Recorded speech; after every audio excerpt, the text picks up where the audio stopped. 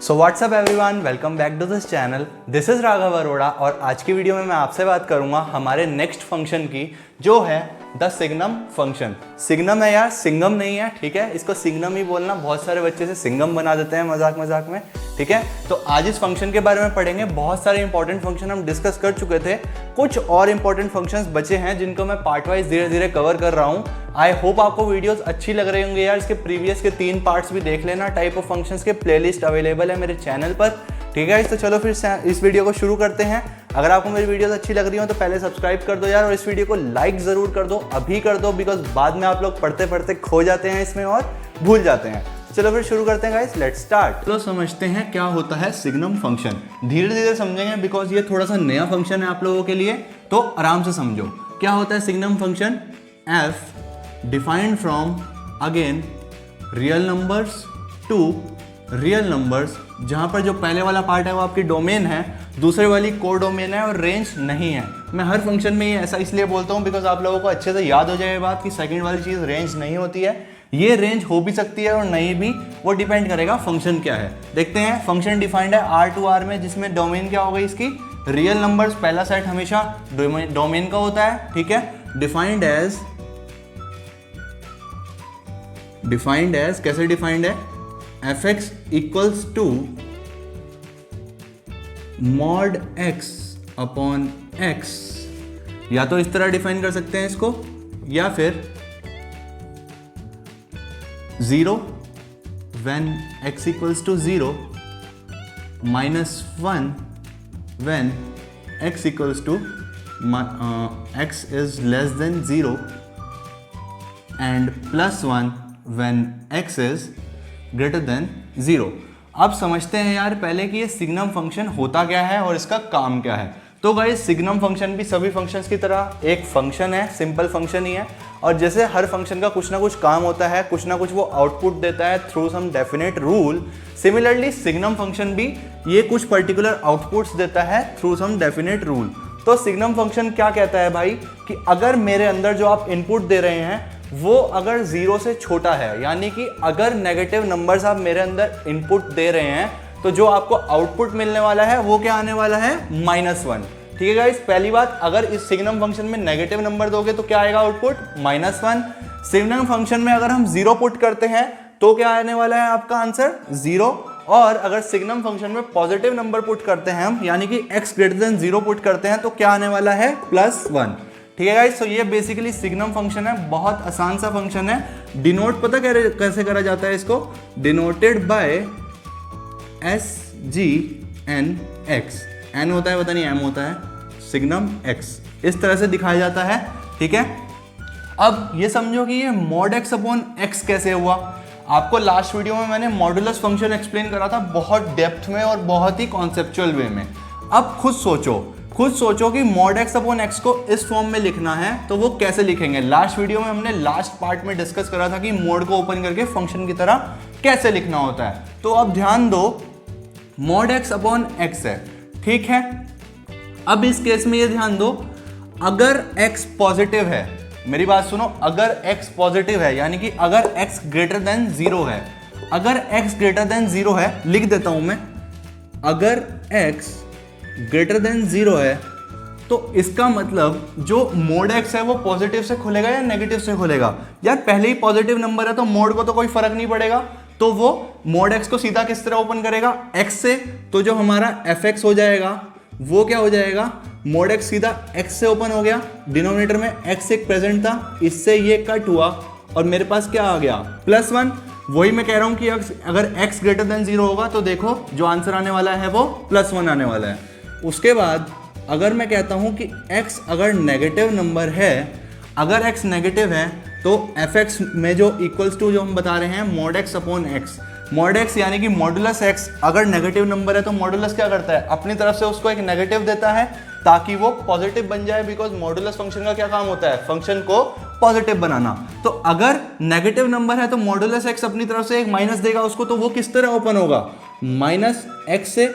Denominator में तो x present ही है, उससे कोई फर्क नहीं पड़ने वाला, तो ये क्या आ जाएगा, -1, ठीक है गाइस। आई होप आपको ये सारी बात क्लियर हुई है, ठीक है। सो इस तरह से आप समझ सकते हैं कि कैसे एफ एक्स अगर एक्स लेस देन जीरो हो तो -1 आता है, अगर एक्स ग्रेटर देन जीरो हो तो एफ एक्स किसके इक्वल आता है, +1 के, और जीरो के इक्वल ये किस तरह आ रहा है, बिकॉज ये जीरो पर डिफाइंड नहीं होता फंक्शन। मैंने आपको बताया डिनोमिनेटर पे जो भी वैल्यू अगर जीरो हो जाए तो वो फंक्शन डिफाइन नहीं हो पाएगा, तो इन्होंने जीरो के लिए अलग से वैल्यू दे दी।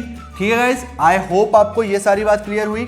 सिग्नम फंक्शन क्या होता है ये क्लियर हुआ, उसके बाद इसकी डोमेन रियल नंबर्स होती है ये क्लियर हुआ। डेफिनेशन मोस्ट इंपॉर्टेंट है, अगर x पॉजिटिव है तो सिग्नम फंक्शन की वैल्यू क्या आने वाली है, 1। अगर x नेगेटिव है तो सिग्नम फंक्शन की वैल्यू आने वाली है -1, और अगर x 0 के बराबर है तो सिग्नम फंक्शन की क्या वैल्यू आएगी, exactly 0। So guys I hope आपको डेफिनेशन क्लियर हुई। उसके बाद ये फंक्शन इसमें कैसे डिनोट करा हमने वो आप इस तरह से देख सकते हैं, मैंने आपको क्लियरली एक्सप्लेन करा। जिनको मॉडुलस फंक्शन वाली कहानी मेरी समझ नहीं आई तो गाइस आप लोगों को मेरी मॉडुलस फंक्शन वाली प्रीवियस वीडियो देखने की खास जरूरत है, मैं उसका लिंक डिस्क्रिप्शन में डाल दूंगा, आप लोग पहले उसको देख लेना। उसके बाद जब इस पर बढ़ेंगे तो बिल्कुल भी दिक्कत आपको नहीं आएगी। सो गाइस जितना बात मैंने बोली आप लोग नोट्स बनाओ, 1 मिनट के लिए पॉज करो, नोट करो, फिर हम बढ़ते हैं आगे। सो आई होप आप लोगों ने नोट कर लिया होगा। अब देखो आगे आगे क्या देखना है गाइस, डेफिनेशन आप लोगों को क्लियर हो ही गई। ठीक है, एक बार इसकी डोमेन की बात कर लेते हैं, लिख लेते हैं हम फॉर्मली, बिकॉज आप लोगों को पता है किसी भी फंक्शन में 4 चीज़ें पता होनी चाहिए। एक तो वो डिफाइन कैसे होता है वो मैंने आपको एक्सप्लेन कर दिया। डोमेन क्या होगी इसकी, रियल नंबर्स। रियल नंबर्स क्यों होगी, 2 कारण, एक तो देखो ये कैपिटल R पे डिफाइंड है तो क्लियरली पता लग ही रहा था कि रियल नंबर्स डोमेन आने वाली है। दूसरी बात, आप खुद सोचो कि ये x/x वाली वैल्यू है तो इसमें या तो +x/x होगा या -x/x होगा, आने तो वाला है कुछ ना कुछ वैल्यू जो x से इंडिपेंडेंट है, क्योंकि जो फंक्शन का इनपुट है वही x से इंडिपेंडेंट है। तो क्या मैं कह सकता हूं कि x की कोई भी वैल्यू में डालूं तो ये फंक्शन तो कुछ ना कुछ वैल्यू देगा, बिकॉज यहाँ पे क्लियरली देख सकते हैं x लेस देन 0 के लिए भी डिफाइंड है, x इक्वल टू 0 के लिए भी डिफाइंड है, x ग्रेटर देन 0 के लिए भी ये डिफाइंड है, तो सारी x की वैल्यूज कवर हो गई। इसका मतलब डोमेन जो हो जाएगी इसकी रियल नंबर्स हो जाएगी। I hope guys I am clear on my point. If you have any issues just contact me on Instagram, I will explain you further. Okay, अब देखो आगे आगे क्या है, रेंज। रेंज क्या होनी चाहिए भाई, रेंज क्या होती है, रेंज किसी भी फंक्शन की होती है y की एक्सेप्टेबल वैल्यूज, यानी कि जो आउटपुट आ सकता है उस पर्टिकुलर वैल्यूज को अगर हम एक सेट की फॉर्म में रखें तो जो आंसर आता है वो क्या होता है, रेंज। इस केस में रेंज क्या होनी चाहिए, आप खुद सोचो, ये फंक्शन आउटपुट क्या दे रहा है, ये फंक्शन आउटपुट क्या दे रहा है। देखो अगर x लेस देन 0 है तो ये आउटपुट क्या दे रहा है, -1। अगर x 0 के इक्वल है तो ये आउटपुट क्या दे रहा है, 0। अगर x ग्रेटर देन 0 है तो ये आउटपुट क्या दे रहा है, 1। तो क्लियरली क्या मैं कह सकता हूं कि पूरे रियल नंबर्स में कुछ भी डालो जो इसके आउटपुट आने वाले हैं वो सिर्फ 3 हैं, एक तो -1, एक 0 और एक 1। सो गाइस ये हो जाएगी हमारी रेंज ऑफ सिग्नम फंक्शन। तो देखो ये जो वैल्यू आई है रेंज की, देखो ये कोडोमेन के इक्वल नहीं आई है, इसलिए मैं बार बार दोहराता हूं, बच्चे गलती करते हैं, इसलिए मेरी हर वीडियो में आपको ये वर्ड्स मिलेंगे कि सेकंड सेट रेंज नहीं होता है, नहीं होता है, नहीं होता है। हो सकता है देखो रेंज का सबसेट आ गया -1 0 1, रियल नंबर्स का सबसेट आ गया ना रेंज में -1 0 1, लेकिन देखो वो नहीं आया। सो आपको ध्यान रखना है डोमेन क्या होती है, रियल नंबर सिग्नम फंक्शन की, रेंज क्या होती है सिर्फ -1 0 1। उसके बाद फंक्शनिंग क्या याद रखनी है, अगर सिग्नम फंक्शन में पॉजिटिव नंबर डालूंगा तो 1 वैल्यू देगा, 0 डालूंगा तो 0 देगा, और अगर नेगेटिव वैल्यू डालूंगा तो -1 वैल्यू देगा। सो गाइज आई होप आपको ये सारी बातें क्लियर हो गई। ठीक है, अब बढ़ते हैं आगे। आगे क्या देखना है यार, आगे देखना है इसका ग्राफ। ग्राफ कैसे बनाएंगे मेरी तरफ देखो और अच्छे से समझो। ग्राफ देख रहे हैं इसका,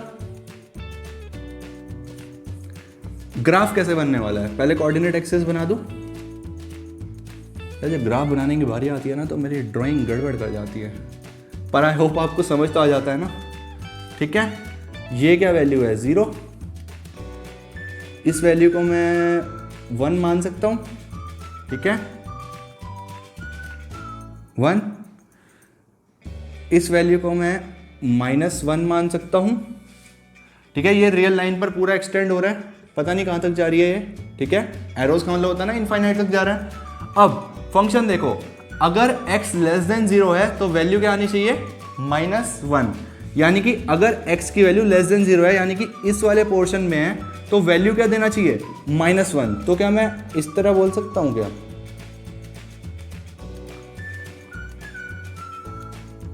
क्लियर है गाइस?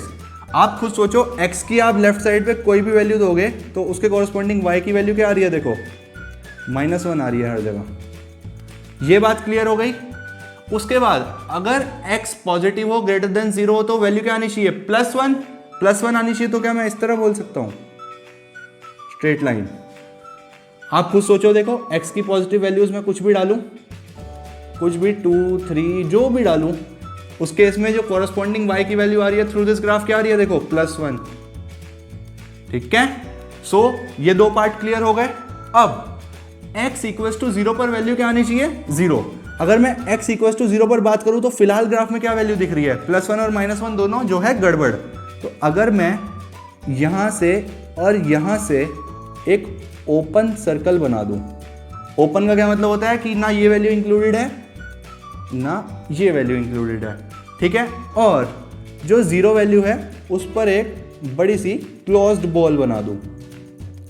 आपने 11th क्लास में सेट्स में पढ़ा होगा गाइस, क्लोज का क्या मतलब होता है, इंक्लूडेड, और ओपन का क्या मतलब होता है, एक्सक्लूडेड। तो क्या क्लियरली पता लग रहा है कि 0 पर वैल्यू 0 ही आनी चाहिए, बिकॉज 1 और -1 दोनों पर देखो ओपन है। और अगर 0 से पीछे के नंबर है नेगेटिव नंबर्स तो वैल्यू कॉरस्पॉन्डिंग -1, अगर 0 से बड़ा नंबर है तो वैल्यू कॉरस्पॉन्डिंग +1। तो कुछ इस तरह से हमारा सिग्नम फंक्शन का ग्राफ होता है। आई होप आपको ग्राफ समझ आ गया गाइस। इस तरह से ग्राफ बनता है। ये ओपन बॉल है, ये ज़्यादा डार्क हो गया है शायद, इसको अगर मैं इस तरह से बना दूं, कुल मिला के ये दिखा रहा है कि 0 पर वैल्यू 0 ही है। तो इसलिए यहाँ पर देखो क्लोज्ड हो गया और ये दोनों ओपन कर दिए ताकि ऐसा ना लगे कि 0 पर -1 और 1 भी वैल्यू है। तो इस तरह से हम ड्रॉ करते हैं सिग्नम फंक्शन का ग्राफ।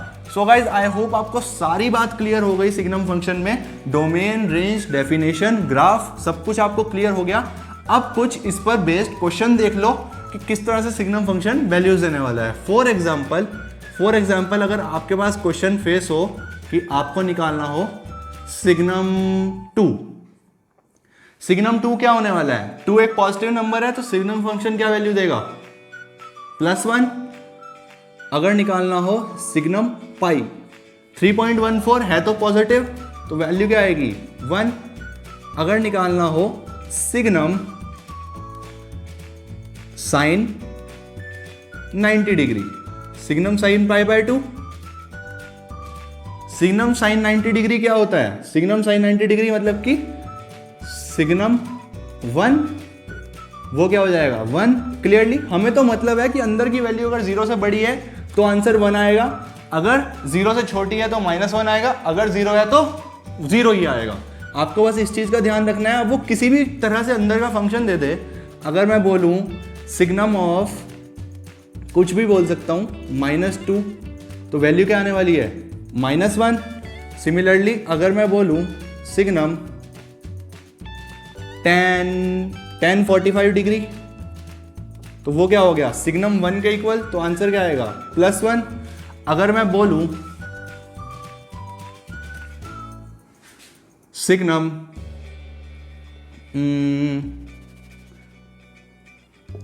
साइन 0 डिग्री या फिर मैं बोलूं सिग्नम कॉस 90 डिग्री तो वो क्या हो जाएगा मेरा, वो हो जाएगा कॉस 90 0 होता है, सिग्नम 0 और वो किसके इक्वल होगा, 0। सो गाइज इस तरह से सिग्नम फंक्शन वर्क करता है। आप लोगों को ध्यान रखना है अंदर की वैल्यू पॉजिटिव, नेगेटिव या 0 क्या है और उसके बेस पर आपको आंसर देना है। अगर आपसे ग्राफ पूछ लिया जाए तो ग्राफ आपको पता होना चाहिए, डोमेन आपको पता लग गई, इसके रियल नंबर्स, रेंज क्या होती है, सिर्फ 3 नंबर्स आ सकते हैं, -1, 0 एंड 1। 3 नंबर्स का आपको ध्यान रखना है guys. So this is all about this video guys. चलो मिलते हैं नेक्स्ट वीडियो में, कुछ और फंक्शंस पर बात करेंगे। थोड़े से और फंक्शंस बचे हैं जो आपको पता होने चाहिए। ये सारे फंक्शंस कंप्लीट करने के बाद ऐसा कोई फंक्शन नहीं बचेगा जो आपको अपने कोर्स में एनकाउंटर होगा, जिस वजह से आप मार्क्स अपने डिडक्ट करवाएंगे आगे, बिकॉज पहले ही सब कवर हो चुका है। So guys see you in the next video, और फंक्शंस पर बात करेंगे। See you, okay, bye bye, good bye and take care.